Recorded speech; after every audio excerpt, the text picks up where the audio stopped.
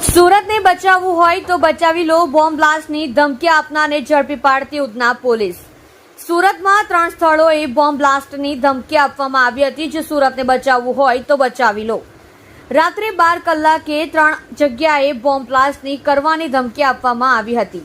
Surat control રૂમમાં અજાણ્યા શખ્સે call કરીને ધમકી આપી હતી. સુરત કંટ્રોલ રૂમમાં અજાણ્યા શખ્સે કોલ કરીને ધમકી આપી. ઉધના વિસ્તારમાં 3 સ્થળો પર બોમ્બ બ્લાસ્ટ કર્યા હોવાના કોલથી પોલીસ વિભાગ દોડતું થયું હતું. પીઆઈ, એસીપી, ડીસીપી સહિત પોલીસના ઉચ્ચ અધિકારીઓ દોડતા થયા હતા. પોલીસની અલગ અલગ ટીમોએ મધરાત સુધી આદરી તપાસ. પોલીસની અલગ અલગ ટીમો દ્વારા મધરાત્રી સુધી ઉધનાના 3 સ્થળો પર ઝીણવટપૂર્વક તપાસ આદરી હતી. જોકે તપાસમાં કોઈ પણ પ્રકારની વાંધાજનક વસ્તુઓ મળી આવી નહોતી. ત્યારબાદ પોલીસે જે નંબર પરથી કોલ આવ્યો હતો તેને ટ્રેસ કર્યો હતો. કોલ કરનાર શખ્સને પોલીસે ગણતરીના કલાકોમાં ઝડપી લીધો હતો. આરોપી જે પોલીસ પકડમાં આવ્યો છે તેની ઓળખ અશોકસિંહ તરીકે થઈ છે. જોકે આ શખ્સે કયા કારણોસર આ કોલ કર્યો, તેનો ઈરાદો શું, તે મામલે હાથ સઘન પૂછપરછ પોલીસ દ્વારા કરવામાં આવી રહી છે. ગઈકાલે સુરત શહેર કંટ્રોલ રૂમમાં એક કોલ આવ્યો હતો. આ કોલમાં કોલ કરનાર વ્યક્તિએ એવું જણાવ્યું હતું કે સુરત શહેરમાં તે 3 બ્લાસ્ટ કરવાનો છે. જે અનુસંધાને પોલીસે તત્કાલ જે કોલર છે એને આઈડેન્ટિફાઈ કરવાની કોશિશ શરૂ કરી દીધી હતી. જે મુજબ સુરત શહેરમાં ઉધના પોલીસ સ્ટેશનની ટીમ, સુરત શહેરની એસઓજી ટીમ અને ક્રાઇમ બ્રાન્ચ આ 3 ટીમોએ મળીને જે વ્યક્તિ છે જેણે કોલ કર્યો હતો એની શોધખોળ શરૂ કરી હતી. તેના માટે આ 3 ટીમોએ એક સાથે મળીને આખી રાત ઉધના શહેર પોલીસ સ્ટેશન વિસ્તારમાં જ્યાં એની ઇન્ફોર્મેશન આવી રહી હતી ત્યાં કોમ્બિંગ કર્યું હતું અને એની આરોપીની શોધખોળ શરૂ કરી હતી.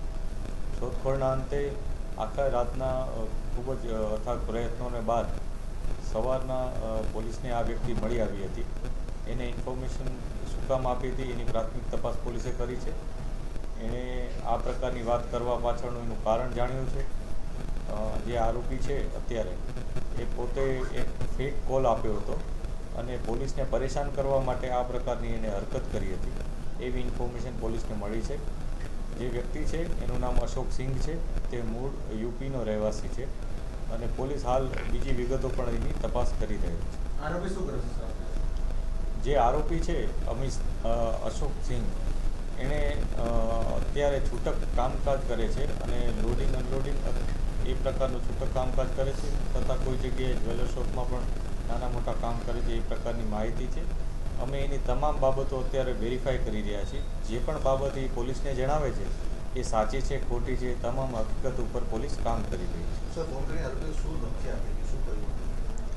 આરોપીએ કંટ્રોલ રૂમમાં એવો કોલ કર્યો હતો કે સુરતમાં 23:55 11:30ની આસપાસ એટલે 11:50ની આસપાસ રાતના 3 બ્લાસ્ટ કરશે અને બીજી કોઈ હકીકત જણાવી ન હતી અને પોતે જ કરશે એ પ્રકારની માહિતી આપી. આ પ્રકારની માહિતી આપવાનું કારણ પોલીસને પરેશાન કરવાની એની એક મનોવૃત્તિ હોવાનું અત્યારે જાણવા મળેલ છે.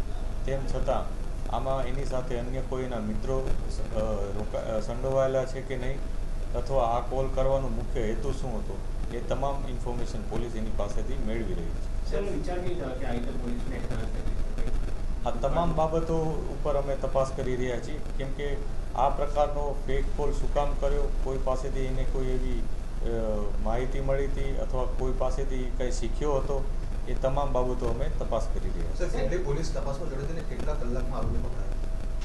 જે કોલ આવ્યો એટલે તત્કાલ જે અમારા શહેરની જે મુખ્ય પોલીસ જેને કહી શકાય કે જે લોકો આ તમામ કામોમાં કામગીરી કરતા હોય છે, જેમાં શહેરની ઉધના પોલીસ સ્ટેશન વિસ્તારની ટીમ, કેમ કે આ કોલ ઉધનાની આસપાસનો હોય એવી માહિતી હતી, જેથી ઉધના પોલીસ સ્ટેશનની ટીમ, આ ઉપરાંત એસઓજી અને ક્રાઇમ બ્રાન્ચ કે જેઓ એક ક્રિમિનલની આવી મુખ્ય કામગીરી કરતી શાખાઓ છે તેઓ પણ આમાં જોડાયા હતા અને ખૂબ જ મોટા પ્રમાણમાં 3 ટીમો જોડાઈ અને આ કામગીરી કરી.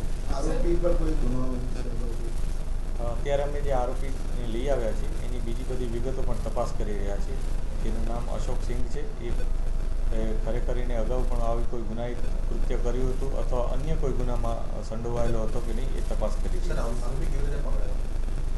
અમે આરોપીની જે શોધખોળ કરી હતી એમાં અમને ટેકનિકલ ઇન્ફોર્મેશન આ ઉપરાંત અમારા જે ખાનગી બાતમીદારો હોય છે કે આ પ્રકારનો કોલ કરનાર વ્યક્તિ કોણ હોઈ શકે આ પ્રકારની વિગતો અમે મેળવી હતી અને છેલ્લે નેરો ડાઉન કરી અને આરોપી સુધી અમે પહોંચી શક્યા હતા. ફોન મોડી સાંજના આવ્યો હતો 7:30ની આસપાસ. ત્યારબાદ પોલીસ તત્કાલ આના ઉપર કાર્યવાહીમાં લાગી ગઈ હતી અને આખી રાતનું કોમ્બિંગ કર્યું હતું. જે વિગતો હતી કેમ કે ખૂબ જ ઓછી વિગતો પોલીસને મળી હતી એના ઉપર ખૂબ જ ઊંડાણપૂર્વક તપાસ કરી હતી. બધી ટીમોએ સંયુક્ત રીતના મહેનત કરી હતી, ઇન્ફોર્મેશન શેરિંગ કર્યું હતું અને છેવટે આરોપી સુધી અમે પહોંચી શક્યા. સર કયા પ્રકારની કાર્યવાહી થશે?